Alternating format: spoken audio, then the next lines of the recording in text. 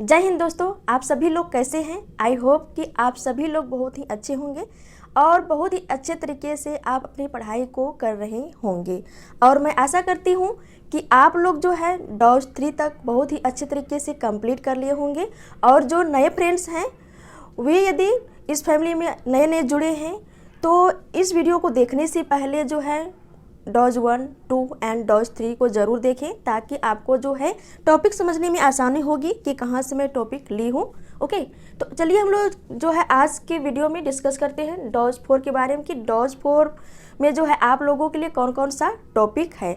Okay, और बहुत सारे फ्रेंड्स का कमेंट आते हैं कि मैडम कुछ टॉपिक जो होता है क्या हो जाता है, कुछ दोस्तों के लिए ज़्यादा टॉपिक हो जाता है, कुछ के लिए कम हो जाता है। तो मैं एक एवरेज आप लोगों को टॉपिक दे रही हूँ अपने अनुसार से, ताकि जो मैं एक टारगेट रखी हूँ, जो 30 दिनों का एक मास्टर प्लान जो रखी हूँ आप लोगों के लिए, तो वो अचीव हो पाए। तो इसी अनुसार से मैं आप लोगों को एक एवरेज जो टॉपिक है, एक डोज है, उसी को मैं देने का प्रयास कर रही हूँ। तो चलिए हम लोग देखते हैं मॉडर्न हिस्ट्री से, इंडिया का मॉडर्न हिस्ट्री और बिहार का। और मैं आप लोगों को जो डोज प्रोवाइड करा रही हूँ तो इस दृष्टिकोण से प्रोवाइड करा रही हूँ कि कौन सा सब्जेक्ट से अधिक क्वेश्चन आता है। क्योंकि मैं यह बात इसीलिए आप लोगों के साथ शेयर कर रही हूँ कि कमेंट में यह भी आता है कि मैडम आप सिर्फ ज्योग्राफी का ही जो है टॉपिक दे रही हैं, सॉरी ज्योग्राफी नहीं, हिस्ट्री का ही, उसके बाद बिहार का हिस्ट्री का ही, करंट अफेयर का ही, मैथ्स का ही दे रही हैं, ज्योग्राफी का क्यों नहीं दे रही हैं, पॉलिटी का क्यों नहीं दे रही हैं। देखिए फ्रेंड्स, मैं वही सब्जेक्ट को ले रही हूँ सबसे पहले जिससे अधिकांश क्वेश्चन आता है। जैसे कि आपका हो गया हिस्ट्री से रिलेटेड हो गया, उसके बाद करंट अफेयर से रिलेटेड है, उसके बाद मैथ को लेकर भी जो है बहुत सारे कमेंट्स आए हैं कि मैडम मैं मैथ को यदि नहीं करूँ तो क्या मेरा बीपीएससी क्लियर नहीं होगा। देखिए फ्रेंड्स, क्लियर तो होगा ही, लेकिन क्या होता है कि मैथ से कुल कितने क्वेश्चन आते हैं, तो कुल 10 क्वेश्चन आते हैं। और 10 क्वेश्चन कोई भास्ट क्वेश्चन नहीं होता है, इजी क्वेश्चन होता है। यदि आप लोग 10 क्वेश्चन को कर लेते हैं तो आपका स्कोर जो होता है बहुत ही हाई चले जाएगा, जिसमें कि आप सिक्योर हो जाएंगे।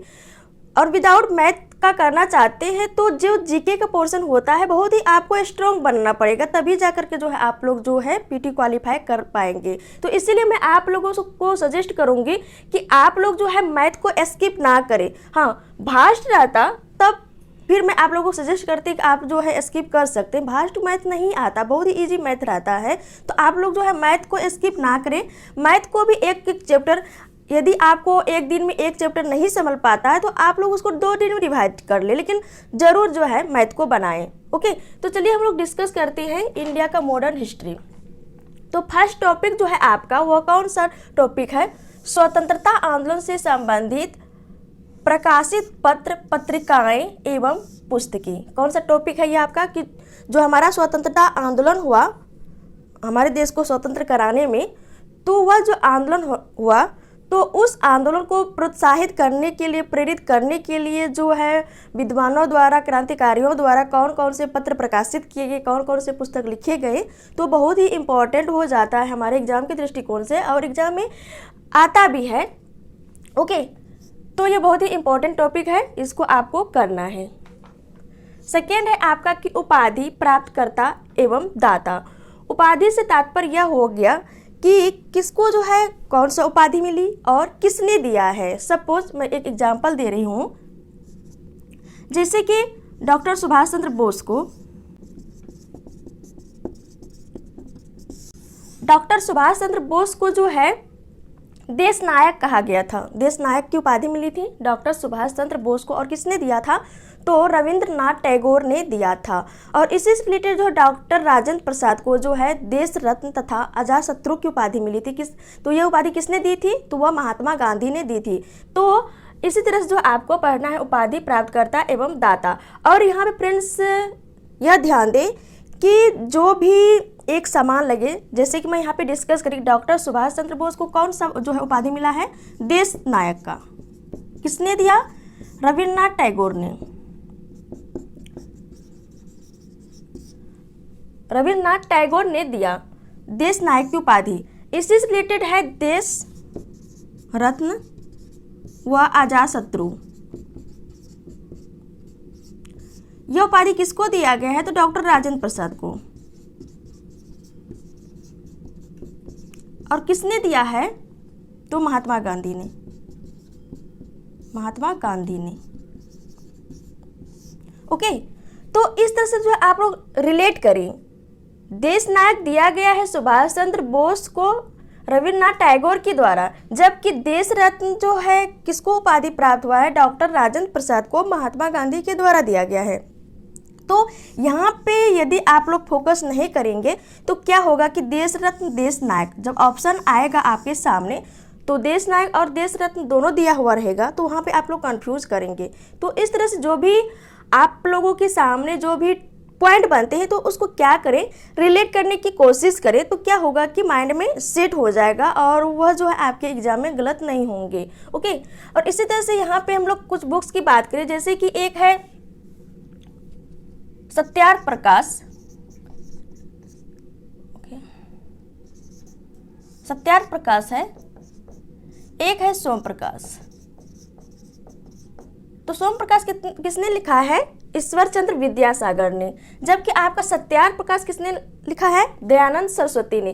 तो इस तरह से जो भी बुक आए, चाहे जो भी मैं यहाँ पे जो आप लोगों को एक बताई हूँ एक रेफरेंस दे करके, तो इसी तरह जो भी एक समान दिखे तो उसको क्या करें आप लोग रिलेट करने की कोशिश करें। इससे क्या होगा कि जो भी चीज़ आप पढ़ें तो वह जो है आपके एग्जाम में गलत ना हो। तो इस तरह से जो आप लोग रिलेट करने की कोशिश करें। ओके, तो चलिए ये रहा आप लोगों के लिए 2 ही टॉपिक मैं यहाँ पे रखी हूँ, क्योंकि ये तथ्य बेस है, लाइनर है और तथ्य बेस है, तो आप लोगों को थोड़ा यहाँ पे रटने की ज़रूरत है। तो इसीलिए जो है मैंने यहाँ पे 2 टॉपिक ही रखी हूँ ताकि आपको रटने में आसानी होंगे। अब चलिए हम लोग देखते हैं बिहार का कुछ टॉपिक को देख लेते हैं। यह भी बिहार के मॉडर्न हिस्ट्री से ही रिलेटेड है। तो वह कौन सा टॉपिक है आपका, स्थल व स्मारक। कौन सा टॉपिक है, स्थल व स्मारक। देखिए फ्रेंड्स, बिहार में बहुत सारे पर्यटक स्थल हैं जिससे कि एग्जाम में जो है इसे क्वेश्चन देखने को मिलता है। तो आइए हम लोग उस इम्पोर्टेंट जो भी स्थल है और वहाँ पे जो स्मारक बने हुए हैं उसके बारे में डिस्कस करते हैं। जैसे कि गया में जो है विष्णुपद मंदिर है, और जिसको किसने बनाया था, तो इंदौर की एक महारानी थी अहिल्याबाई ने, तो उसने बनाया था। तो इस तरह से जो है क्वेश्चन आता है। और गया में ही जो है बोध गया है, जहाँ पर कि ज्ञान की प्राप्ति हुई थी भगवान बुद्ध को। तो इसी तरह से चंपा है, जिसको हम लोग चंपानगर के नाम से भी जानते हैं, या भागलपुर में पड़ता है। जैसे कि आप लोगों को पता भी होगा, बहुत सारे फ्रेंड्स को और नहीं भी पता होगा कि पूरे इंडिया जो था कितने महाजनपदों में विभाजित था, तो वह 16 महाजनपदों में विभाजित था, जिसमें कि 3 जो है वह बिहार में पड़ता है। कितना, 3। तो एक था वज्जी, दूसरा था मगध, तीसरा था हमारा अंग। तो अंग का जो कैपिटल है उस समय जो पड़ता था वह कहाँ पे पड़ता था, चंपा में पड़ता था। ओके, तो इस तरह से जो एग्जाम में क्वेश्चन आप लोगों को देखने को मिलेगा कि अंग की जो राजधानी थी वह कहाँ पे थी, चंपा में। अब बढ़ते हैं चंपारण। चंपारण में जो है महात्मा गांधी ने सर्वप्रथम जो है सत्याग्रह का प्रयोग जो भारत में किया था, कहाँ पे किया था, चंपारण में किया था। आगे देखते हैं चिरान। चिरान जो है सारण जिला में पड़ता है। यहाँ पर जो प्राचीन युग में जो है नव ताम्र पाषाण एवं जो है मध्य ताम्र पाषाण के जो अवशेष जो यहाँ पे मिलते हैं। उसी तरह से आपका चौसा का युद्ध जो हुआ था वह कब हुआ था, तो 1539 ईस्वी में हुआ था, और यह जो है कर्मनाशा नदी के किनारे हुआ था। अब चलिए चुनार है, उसी तरह से नालंदा में तो बहुत सारे जो है तीर्थ स्थल है, जैसे कि पावापुरी हो गया, बिहार शरीफ हो गया। बिहार शरीफ में उदयंतपुरी जो है विश्वविद्यालय भी है। ओके, इसी तरह से पाटलिपुत्र के संस्थापक कौन थे, तो पाटलिपुत्र के संस्थापक कौन थे, उदयन थे। उसी तरह से बक्सर में जो है गंगा नदी जो प्रवेश करती है वह कहाँ पे करती है, तो बक्सर में करती है। और बक्सर का युद्ध कब हुआ, तो इसी तरह से रिलेटेड क्वेश्चन बनता है। इस तरह मुंगेर है आपका, पावापुरी है। पावापुरी में जो है जैन धर्म के जो अंतिम तीर्थकार थे वह कौन थे, आप सभी जानते ही होंगे, बहुत ही फेमस महावीर। तो इसको जो है महानिर्वाण की प्राप्ति कहाँ पे हुई थी, पावापुरी में हुई थी। इसी तरह से बिहार शरीफ है। इसी तरह से आपका सासाराम, जहाँ पर कि शेरशाह का मकबरा है, यह कहाँ पे पड़ता है, सासाराम, यह रोहतास जिले में पड़ता है। उस तरह से आपका विक्रमशिला है, विक्रमशिला विश्वविद्यालय वैशाली में जो है भारत में या विश्व का पहला गणतंत्र कहाँ पे स्थापित हुआ था, 750 ईस्वी में, वह वैशाली में हुआ था। और लौरिया नंदनगढ़ और लौरिया अरेराज, यह दोनों जो है एक पड़ता है दोनों जो है पूर्वी चंपारण में पड़ता है। और यह जो है किसके लिए प्रसिद्ध है, तो यह जो अशोक स्तंभ के लिए प्रसिद्ध है। तो ये रहा आपका बिहार से रिलेटेड इम्पोर्टेंट स्थल एवं स्मारक। तो आप लोग जो भी मैं यहाँ पे टॉपिक सजेस्ट कर रही हूँ, तो इसके बारे में जो आप लोग जो भी इम्तियाज़ अहमद की बुक जो है मैं आप लोगों को रेफरेंस में दी हूँ, तो उसी से जो है आप लोग इन टॉपिकों को करेंगे और डिटेल से। ओके, अब चलिए हम लोग यहाँ पे आते हैं करेंट अफेयर की ओर। करेंट अफेयर्स में फिर वही आप लोगों को फरवरी का जो है 16 से लेकर के 28 फरवरी का आप लोगों को करेंट अफेयर कर लेंगे। मैं आशा करती हूँ कि आप लोग जो इससे पहले वाले जो भी करेंट अफेयर मैं आप लोगों को सजेस्ट करी हूँ वो आप लोग कर चुके होंगे।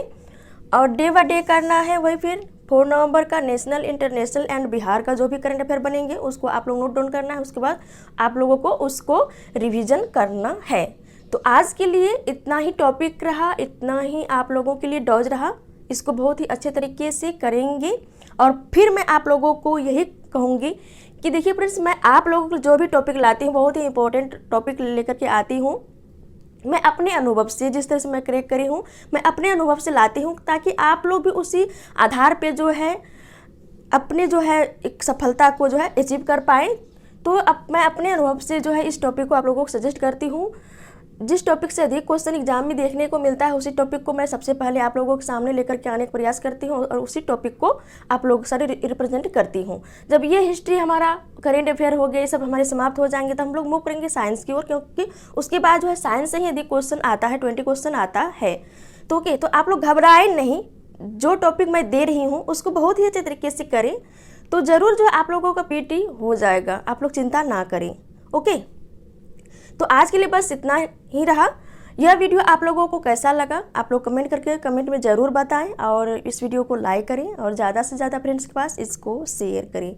और अभी तक आप इस फैमिली में नए सदस्य हैं तो इस फैमिली के सदस्य बनने के लिए सब्सक्राइब करें।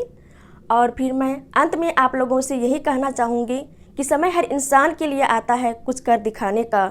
बस कोई कुछ कर दिखाते हैं, कुछ रह जाते हैं, परंतु आप हमारे साथ जुड़े हैं तो आप लोगों को कुछ कर दिखाना है। तो चलिए फिर मिलते हैं आपके नेक्स्ट वीडियो में। तब तक के लिए जय हिंद, जय भारत।